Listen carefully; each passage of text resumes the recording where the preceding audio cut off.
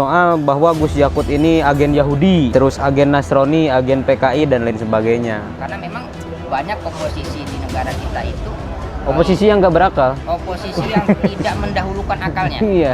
Jadi Gus Dur maupun Ki Hasim itu tidak membumikan yang namanya pluralisme teologis. Oke. Tetapi mereka menyadarkan kepada kita semua bahwa pluralisme sosial itu sebuah keniscayaan yang itu menjadi kebutuhan kita. Mereka itu di dalam mulutnya itu ngomong Islam rahmatan lil alamin, tetapi pada tindakan dan hatinya mereka karahiyatul ghair wa rafdul ghair, membenci orang lain dan menolak eksistensi orang lain Assalamualaikum warahmatullahi wabarakatuh. Waalaikumsalam warahmatullahi wabarakatuh. Saya bersama CEO Agama Akal TV ingin berbincang tentang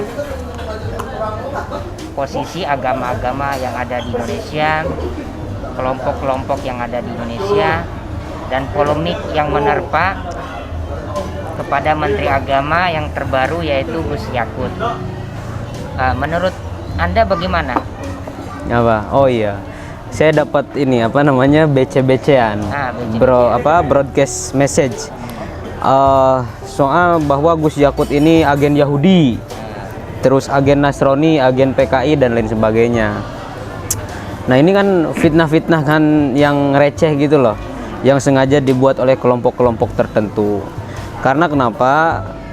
Sejak awal memang Gus Yakut itu adalah orang yang anti terhadap intoleran dan kelompok radikal, katakan seperti itu. Bahkan statement terbaru Gus Yakut yang kemarin ingin mengafirmasi hak ya, bukan Gus Yakut membenarkan ajarannya, tapi mengafirmasi hak beribadah bagi di luar mazhab Ahlus Sunnah, yaitu Ahmadiyah dan Syiah gitu. Nah ini sebetulnya bagus karena kenapa? Kita ketahui Syiah dan Ahmadiyah ini di Indonesia gak pernah bikin onar gitu loh. Secara NKRI mereka Pancasilais ini. Pancasilais gitu loh, karena kita berdua ini sering gitu loh mengisi di Ahmadiyah, mengisi di Ahlul Bait atau Syiah gitu. Jadi kita tahu sebetulnya mereka sama sekali tidak menyebarkan paham yang anti terhadap negara gitu. Nah, mungkin hanya berbeda dari perspektif keagamaan saja, tetapi secara kenegaraan mereka sangat mendukung eksistensi NKRI, Pancasila, Undang-Undang 1945. Nah, justru terkadang orang yang kontra terhadap Syiah dan Ahmadiyah dan kelompok minoritas lainnya, justru mereka yang pro terhadap kelompok radikal teroris ya. Iya betul. Jadi kalau kita lihat ya, justru orang-orang yang anti terhadap Syiah, misalkan ada tuh ANAS, Aliansi Nasionalis Anti Syiah. Nasionalis dari mana mereka? Kan gak ada nasionalis. Nah, wong yang mereka perjuangkan negara khilafah kok. Betul. Yang anti terhadap negara kesatuan Republik Indonesia gitu. Nah ini kan menjadi bahan pertimbangan juga bagi Kementerian Agama sekarang. Jadi sudah betul Gus Yakut itu memposisikan sebagai Menteri Agama seluruh agama dan Menteri seluruh mazhab gitu. Nah itu menurut Gus Makmun itu gimana? Sebenarnya statement dari Gus Yakut itu sejalan juga dengan pernyataan terbaru dari Wapres kita, Kiai Ma'ruf Amin. Loh, aku udah lama loh gak ngelihat Wapres itu kemana. Jadi, dia? Kiai Ma'ruf Amin itu apa statement beliau? Meminta agar MUI mendata kembali dan melis data-data ormas yang tergabung sekarang. Karena menurut orang-orang yang di Majelis Ulama Indonesia sekarang itu lagi sedang pembersihan. Pembersihan dalam hal dari orang-orang yang selama ini mengatasnamakan MUI tetapi membuat citra umat Islam itu menjadi buruk, seperti grupnya Tengku Zulkarnain dan lain sebagainya, itu sudah dibersihkan. Oh gitu. Jadi Kiai Ma'ruf meminta untuk melis kembali. Nah Kiai Ma'ruf mengatakan bahwa orang yang tidak sesuai dengan nilai-nilai MUI segera minggir aja, nggak usah ikut di sini, karena kita ingin mengembalikan marwah MUI di periode dan di bawah pimpinan Kiai Miftahul Ahyar agar MUI ini dipandang kembali dan memiliki karismatik. Nah, mungkin ini kita bukan berbicara secara idealis, tetapi mungkin ada harapan baru di bawah kepemimpinan Kiai Miftahul Ahyar. Nah, ini mungkin sejalan dengan pernyataan Gus Yakut untuk melis kembali organisasi-organisasi atau kelompok yang selama ini tidak memiliki dan mendapat hak kewarganegaraannya dengan baik dan benar. Maksudnya tidak mendapat hak kewarganegaraan itu gimana? Seperti kayak Syiah, dia tidak mendapat hak kewarganegaraan yang layak, tidak diperlakukan dengan baik dan benar oleh orang-orang yang selama ini koar-koar dan memakai jubah itu. Nah, jadi ini menjadi optimis kita bersama juga. Di satu sisi nanti Kementerian Agama juga bersih-bersih, MUI juga bersih-bersih, dan ini menjadi optimis kita bersama bahwa kedepannya narasi Islam wasatiyah, Islam moderat itu membumi di negara kita, karena kita tidak mungkin berharap Indonesia seperti negara Timur Tengah. Di negara Timur Tengah ini banyak pakar Islam, ya kan, tapi mereka porak-poranda. Sebab permasalahan sederhananya kecil, bahwa banyak di antara mereka yang secara intelektual bagus, secara pemikiran Islam mumpuni, tetapi banyak yang menjadikan agama sebagai alat penyandera untuk penguasa yang sah. Misalnya pengeboman yang terjadi di Suriah itu kan disebabkan fatwa dari salah satu tokoh yang seperti Yusuf Qaradawi, yang kemudian diafirmasi dan ditangkap oleh kelompok radikal teroris seperti ISIS kan. Nah, ini yang tidak diinginkan pemerintahan Indonesia.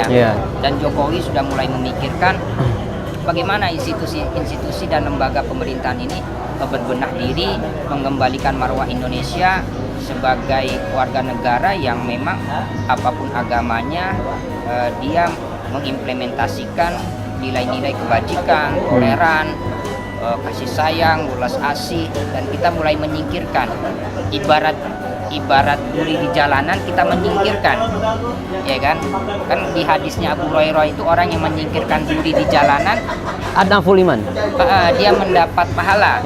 Nah, begitu juga di pemerintahan, orang yang membersihkan para perongrong, orang yang memanfaatkan SDM dan SDA yang ada, tetapi dia mengkritik seakan-akan benci. Kalau mengkritik sih boleh. Cuma kalau dengan kebencian itu yang tidak boleh. Karena memang banyak oposisi di negara kita itu oposisi yang nggak berakal, oposisi yang tidak mendahulukan akalnya. Walaupun mereka berlatar belakang pendidikan yang bagus. Memang di negara demokrasi itu kan oposisi itu sangat dibutuhkan, tetapi oposisi yang tidak memiliki solusi menjadi batu sandang terhadap kemajuan sebuah negara kan. Nah ini menarik. Tadi menyinggung Suriah ya Gus Ma'mun ini. Saya teringat sebuah fatwa dari Mufti Suriah, namanya salah satu Mufti Suriah, namanya Syekh Badruddin Hasun. Nah, beliau selalu mengkampanyekan persatuan Sunni Syiah di sana. Karena kenapa? Pada hakikatnya yang merusak Suriah itu bukan Syiah dan bukan pula Sunni gitu. Yang merusak Syiah itu ya kaum takfiri ini, ISIS dan lain sebagainya. Sehingga ia merapat dengan rezim Bashar Assad dan memberikan pencerahan-pencerahan kepada umat di Suriah gitu. Nah, dan saya lihat begitu juga ulama-ulama besar lainnya, misalkan Habib Ali Al-Jufri, Syekhul Azhar, Syekh Ahmad Tayyib. Itu mereka selalu menyuarakan perdamaian, berbaik sangka dengan kelompok lain, dengan Kristiani, dengan Syiah, dengan Ahmadiyah gitu. Nah, Indonesia ini saya kira keberagaman di Indonesia ini belum dewasa, Gus. Belum dewasa, belum bisa menerima eksistensi kelompok lain. Di dalam mulutnya itu saya sering bilang, mereka itu di dalam mulutnya itu ngomong Islam rahmatan lil alamin, tetapi pada tindakan dan hatinya mereka karahiyatul ghair wa rafdul ghair, membenci orang lain dan menolak eksistensi orang lain. Berarti gitu loh. Mereka itu ibarat kelompok yang tidak menerima kebenaran pada diri orang lain, tetapi di satu sisi mereka juga tidak menerima kesalahan pada diri atau kelompoknya ya. Iya, begitu. Nah, begitu Gus Ma'mun. Betul, saya juga teringat oleh lelucon atau candaan dari almarhum guru saya, Kiai Ahmad Hasyim Muzadi. Beliau berkata bahwa dalam konteks beragama saat ini, untuk apa kita mempermasalahkan Sunni dan Syiah yang jelas-jelas berbeda? Karena memang Nabi itu tidak distempel Sunni maupun distempel Syiah. Jadi Betul. Nabi itu membawa Islam yang bagaimana antara Sunni dan Syiah ke depannya di dalam beraktivitas dan membawa agamanya itu penuh kebijaksanaan, saling tolong menolong, saling mensupport dan lain sebagainya. Memang kaum beragama di Indonesia itu tidak dewasa. Contoh saja misalnya sekarang itu lagi momen Natal.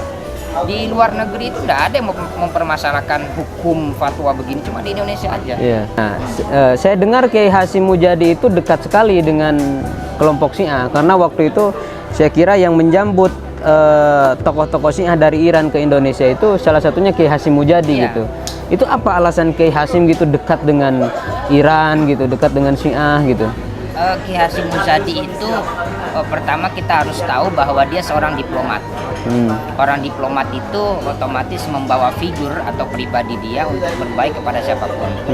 Nah, dalam konteks Syiah, dia sadar bahwa antara Sunni dan Syiah selama ini itu konflik pada hal-hal yang tidak urgen. Nah, oleh sebab itu Kiai Hasyim ingin menjadi semacam pemadam kebakaran, bahwa sesuatu yang berbeda itu tidak perlu kita permasalahkan, dan sesuatu yang sudah sama yaitu yang kita lestarikan di dalam kita konteks beragama dan bernegara. Jadi dia tidak terlalu mempersoalkan sisi perbedaannya. Mana yang sama itu yang kita bawa dan kita bumisasikan khususnya di Indonesia. Dan selama ini di Indonesia pun orang-orang yang membuat gaduh, kemudian yang mendukung tindakan radikal teroris itu juga belum ada jejak dari kelompok Syiah dan atau Ahmadiyah lah kira-kira begitu. Justru orang-orang yang mengatasnamakan Islam lainnya, justru mereka yang berjejaring dengan kelompok radikal teroris, ya kan, misalnya seperti kelompoknya Abu Bakar Bashir, ya kan, kemudian seperti kelompok Hizbut Tahrir Indonesia yang sebagian sudah berbaiat kepada Abu Bakar Al-Baghdadi, yang pimpinan ISIS. Munarman juga udah berbaiat. Nah, di FPI juga ada. Jadi sebagian orang FPI itu sudah berbaiat, misalnya ketika mereka di Makassar, mereka sudah berbaiat kepada Abu Bakar Al-Baghdadi sebagai pimpinan ISIS. Dan memang kayak semisal Munarman ini kan pemain dari HTI yang kemudian ditransfer kepada FPI. Orang-orang yang begini ini membuat gaduh-gaduh. Dan kalau kita lacak jejak digital mereka, yang mereka ini sudah satu komando di bawah gerakan ideologis kelompok radikal teroris. Oke, menarik nih Gus Mamun. Jadi tadi Kiai Hasyim membuka peluang bagi ulama-ulama Syiah masuk ke Indonesia. Juga di era Gus Dur itu ada Khalifah kedua Ahmadiyah kalau tidak salah, yang waktu itu datang ke Indonesia. Jadi setelah Gus Dur itu belum pernah ada lagi nih Khalifah Ahmadiyah nih yang datang ke Indonesia, hanya di era Gus Dur gitu diperizinkan untuk datang ke Indonesia. Jadi kiai-kiai kita itu mewarisi Kiai Hasyim, Kiai Abdurrahman Wahid, Gus Dur gitu, mewarisi sifat-sifat yang menerima eksistensi orang lain gitu, yang tadi saya bilang gitu. Karena mereka kedua Kiai NU, tokoh besar NU ini menerapkan ajaran yang namanya pluralisme sosial. Pluralisme sosial. Bukan mereka sadar bahwa secara teologis mereka berbeda. Jadi Gus Dur maupun Kiai Hasyim itu tidak membumikan yang namanya pluralisme teologis, tetapi mereka menyadarkan kepada kita semua bahwa pluralisme sosial itu sebuah keniscayaan yang itu menjadi kebutuhan kita. Kalau tidak begitu, kita tidak akan menjadi kaum beragama yang dewasa. Jadi kita kekanak-kanakan gitu loh. Nah, itu menarik kalau kita ulas lebih jauh peran Gus Dur maupun Kiai Hasyim Mujadi di dalam membela kaum minoritas. Saya dan Rikal undur diri. Sekian, wallahu muwaffiq ila aqwamit thoriq.